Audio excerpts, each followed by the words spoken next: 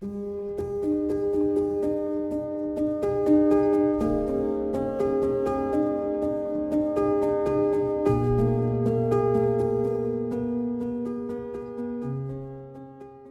¿cómo les va?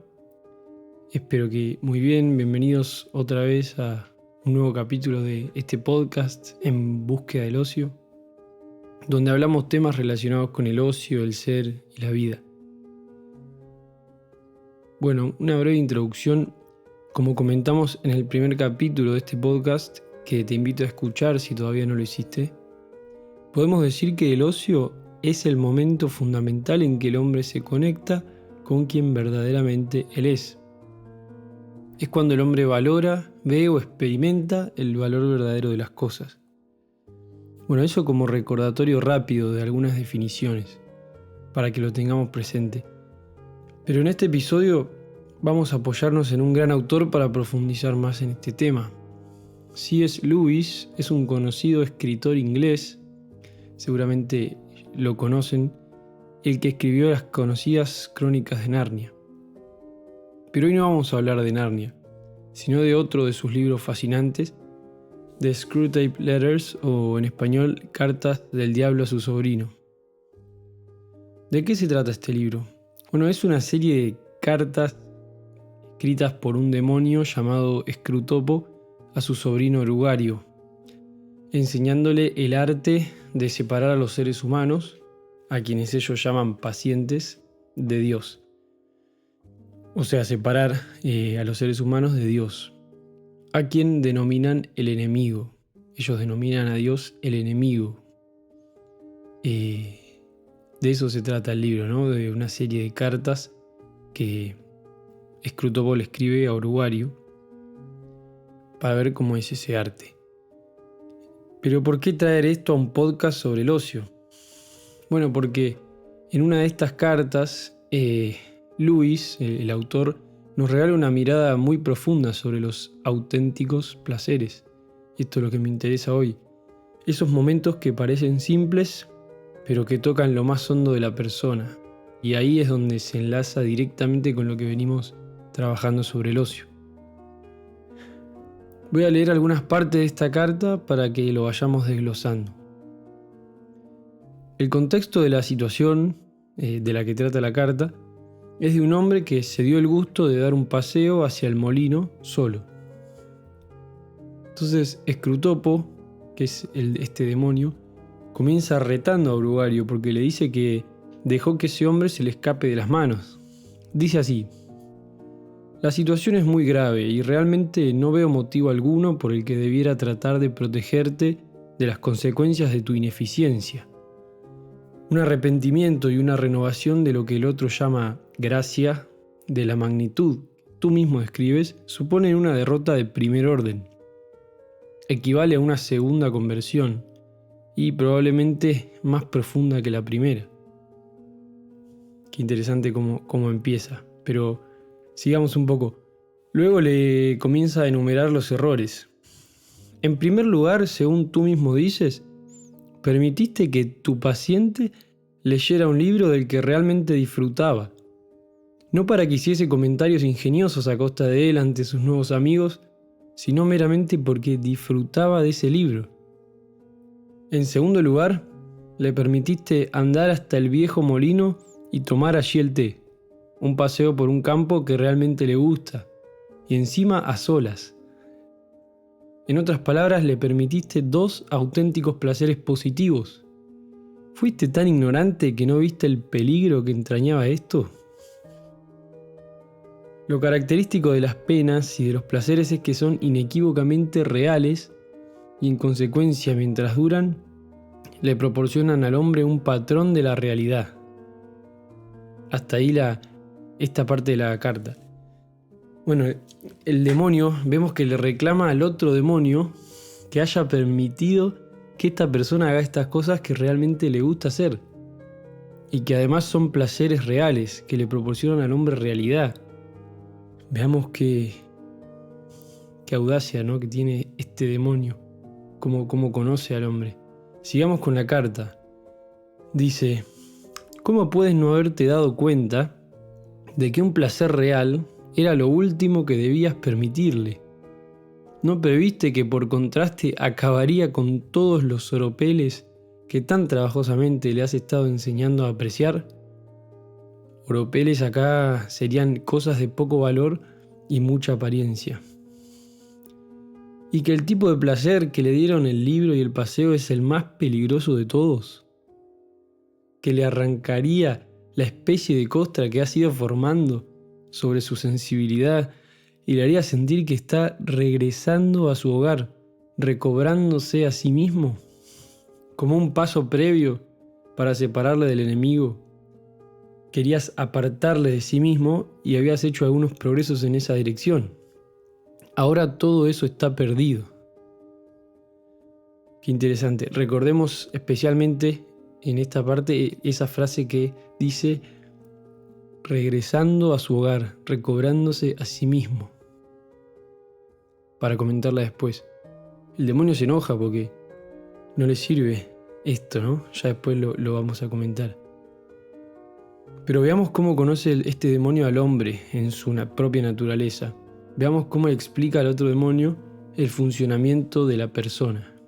Dice así: los gustos y las inclinaciones más profundas de un hombre constituyen la materia prima, el punto de partida que el enemigo le ha proporcionado.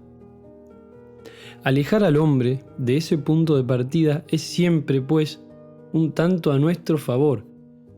Incluso en cuestiones indiferentes, siempre es conveniente sustituir los gustos y las aversiones auténticas de un humano por los patrones mundanos, o la convención, o la moda. Yo llevaría esto muy lejos, dice el demonio.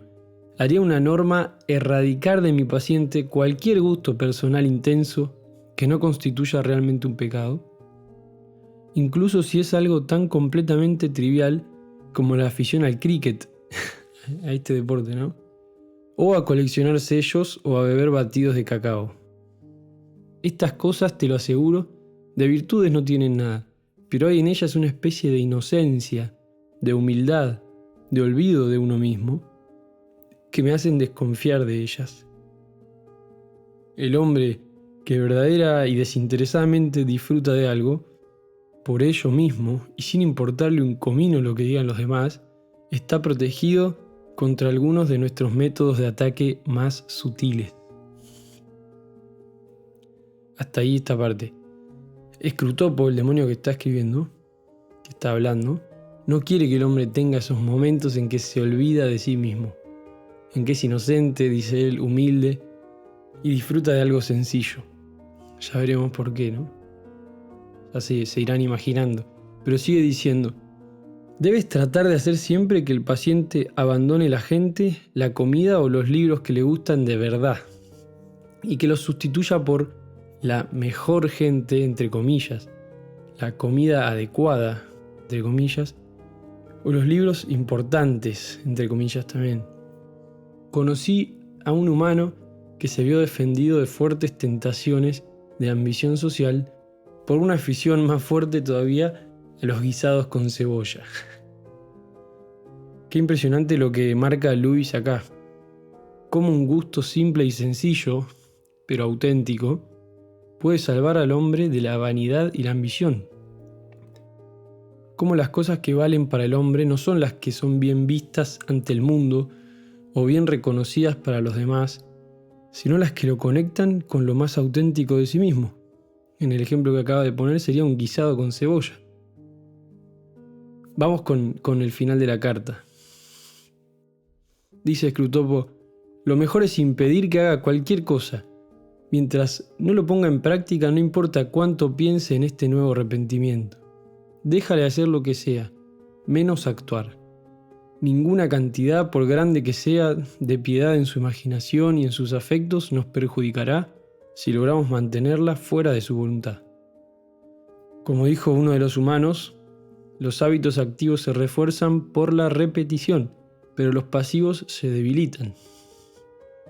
Cuanto más a menudo sienta sin actuar, menos capaz será de llegar a actuar alguna vez, y a la larga, menos capaz será de sentir. Tu cariñoso tío Escrutopo. Ahí termina esta carta. importante remate.